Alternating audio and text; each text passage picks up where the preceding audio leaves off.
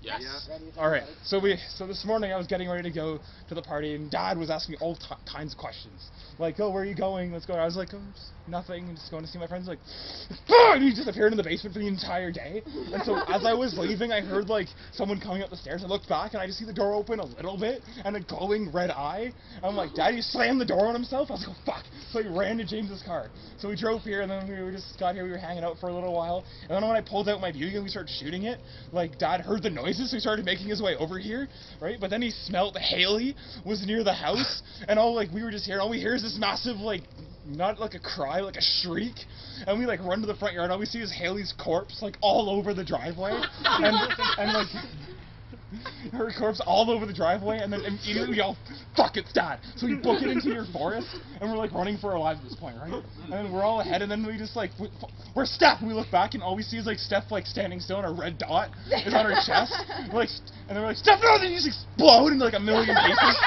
We're like, "Oh fuck!" So we keep booking it. We're in the river because Dad hates water.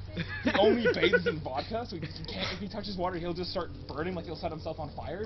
Really? So, yes, that's his one weakness, water. But it won't kill him. It just slows him down. The bag, And burlap sacks. Yeah, it's like burlap sacks. They won't kill him. They'll just disable him for a while. Okay. So anyway, so we're running down the river. We get down past the bridge, and all we hear is like this rumbling noise. And we look up, and we see Dredd, Dad's bomber, and then John. All I remember is seeing John standing there. And the next instant, there's just nothing. Like there's just no earth going straight down. So then we all keep going. Like, okay, fuck. And then we see this Jewish boy on the street coming back from school. He had his like little cap on. We run up to him. We just cut him in half and leave him as a sacrifice for Dad. And we book it back to your house because when he sees a dead Jew that's already been killed. Did we smear the blood over the door? I can't remember. No, it was in the road. Okay. We just left his corpse there to rot because Dad loves the smell of Jew, and he'll stay there as long as the corpse is rotting. So we're in your house, we're just panic-stricken, right? And then Russell shows up, and he knocks on the door, and Dad hates it when he hears someone knocking on the door.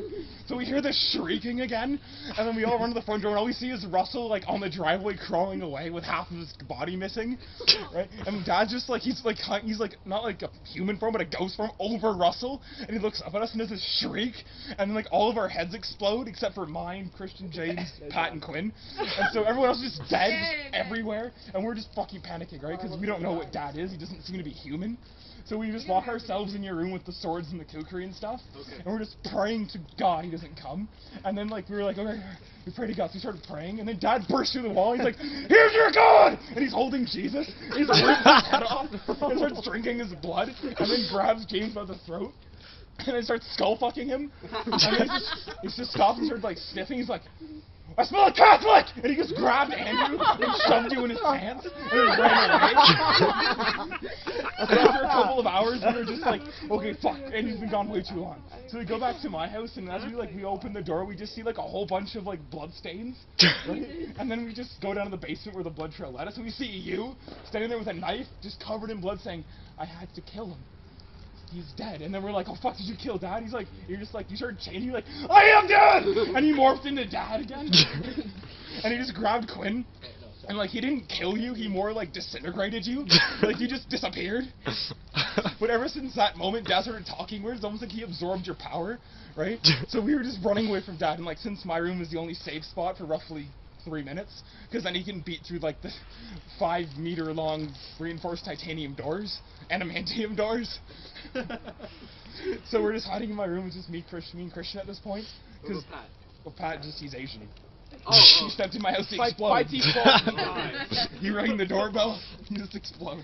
By You're default, Asian. all It's Asians okay. die. So anyway, we're just hiding in my room, right? And then you have like your kukri still, and then you hear this like banging noise, and then you're stupid enough to open the door, and you're like, "Who's there?" And then you just explode. So I'm just standing there with my MG42, just like trying to get Dad away from me, and then he starts like shaking on the ground, and he pulls you out of his mouth.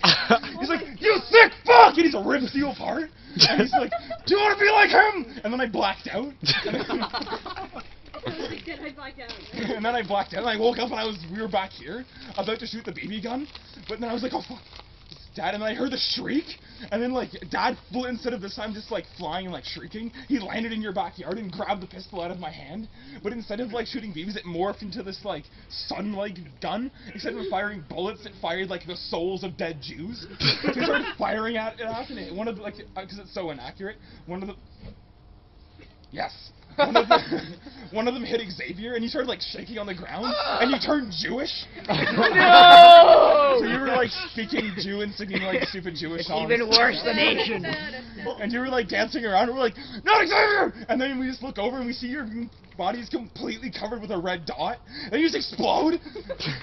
And we look up and we see this like it wasn't like a beam of light, more like a beam of pure energy fly across the sky. And then we're like, okay, fuck, he's gone, because that's like Dad's signature when he goes away, is just a beam of energy. And so after we have the fire, we're just relaxing, mourning your loss, burning your corpse. We go back to Christian's living room and we're watching TV. We just turn on to CP24, and all of Toronto was devastated. Then we all blacked out. Then I woke up and I was still at home getting ready. Oh gosh. Mindfuck. Inception.